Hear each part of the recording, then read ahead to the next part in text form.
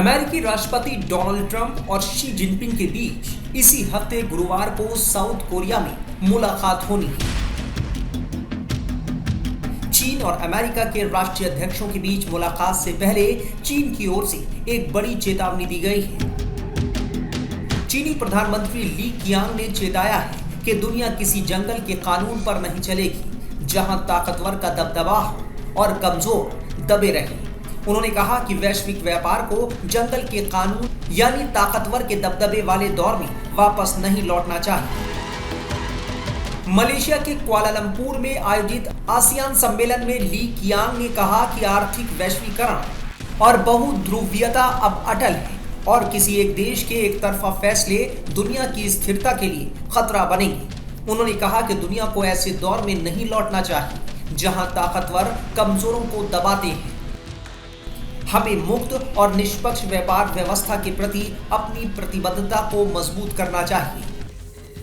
ली ने अमेरिका को निशाने पर लेते हुए ये भी कहा कि एक तरफावाद और संरक्षणवाद अब बेकाबू हो चुके हैं और इससे पूरे एशिया प्रशांत क्षेत्र को गंभीर जोखिम का सामना करना पड़ सकता है। अमेरिकी राष्ट्रपति डोनाल्ड ट्रंप की मुलाकात चीनी प्रेसिडेंट शी जिनपिंग से दक्षिण कोरिया में होनी तय है। ट्रंप के दूसरे कार्यकाल में ये दोनों नेताओं की पहली सीधी बातचीत होगी। ट्रंप प्रशासन और बीजिंग के बीच चल रहे व्यापार वाले क्लैश को समाप्त करने के लिए बैठक अहम मानी जा रही है। ट्रंप के मलेशिया दौरे से पहले अमेरिकी व्यापार प्रतिनिधि जेफ बेसेंट और चीन के उप प्रधानमंत्री हे लिफेंग के बीच 2 दिनों तक बातचीत हुई। मीडिया रिपोर्ट्स के मुताबिक दोनों पक्षों ने एक फ्रेमवर्क समझौता तैयार कर लिया है ताकि 1 नवंबर से लगने वाले 100% अतिरिक्त टैरिफ को टाला जा सके। हालांकि चीन अब भी अपने रुख पर अड़ा हुआ है कि अमेरिका पूरी दुनिया में दादागिरी कर रहा है।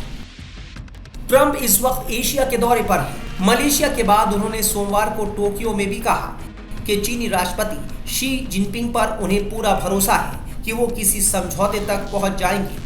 आपको बता दें कि चीन और अमेरिका के बीच इस तरह के विवाद की वजह रूस से व्यापार है। चीन रूसी तेल का बड़ा खरीदार है और अमेरिका इसे यूक्रेन युद्ध के जारी रहने की बड़ी वजह बता रहा है। इसी वजह से वो चीन पर टैरिफ बढ़ाने की धमकी दे रहा है, जिसे चीन धमकी के तौर पर देखता है। अमेरिका की ओर से भारत पर 50% का टैरिफ पहले ही लागू है।